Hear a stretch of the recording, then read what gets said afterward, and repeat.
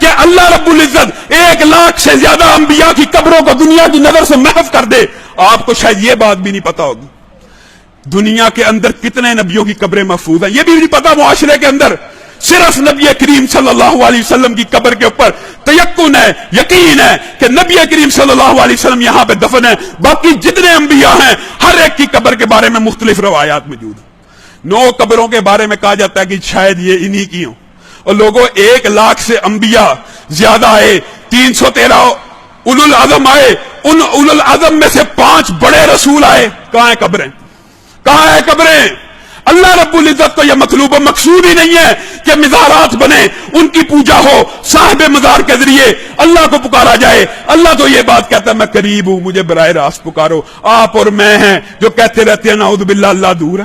اور لوگوں سیاست میں بھی تبدیلی اللہ کے ساتھ، رسول اللہ کے ساتھ وابستگی سے اور کلام حبیب کے ساتھ